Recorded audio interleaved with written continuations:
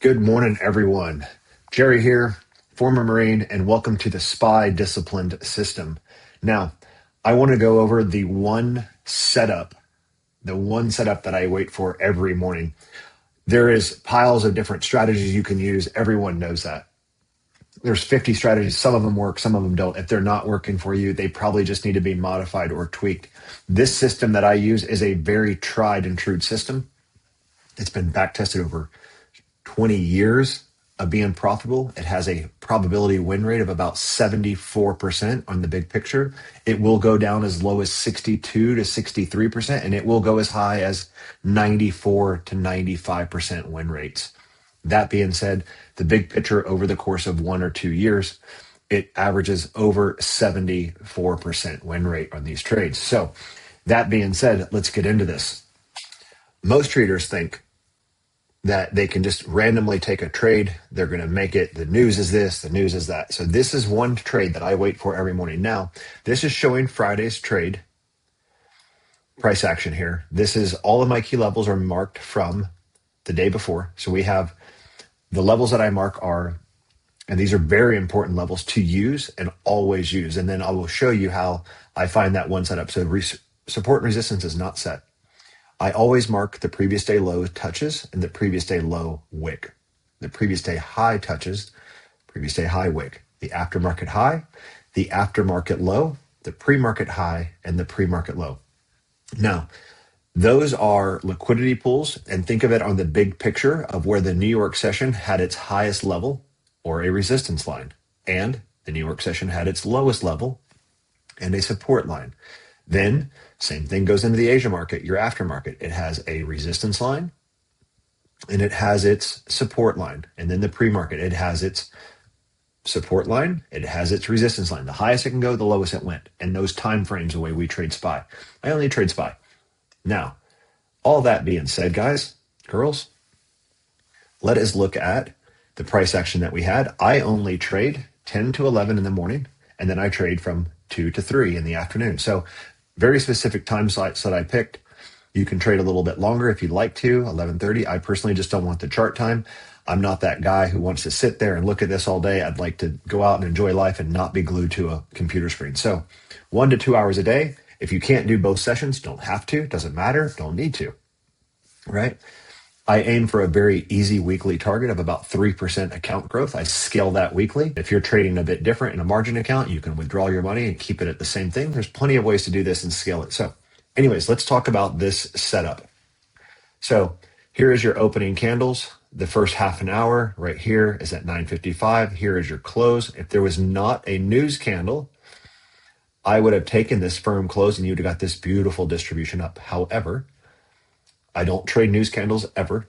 10 o'clock was a news, so news is done playing at 10:05.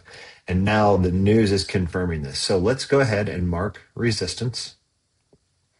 And the resistance for me with this big push up and not being able to trade into that 10:05, that 10 o'clock candle because of, very importantly, why?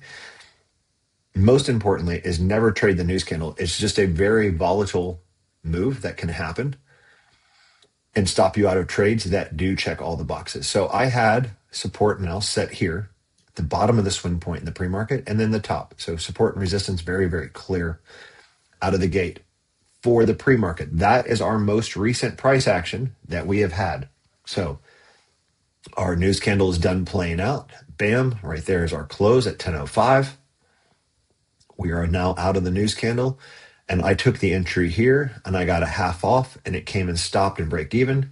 Then I took a re-entry here and I got another piece off right here. Very, very slow movement.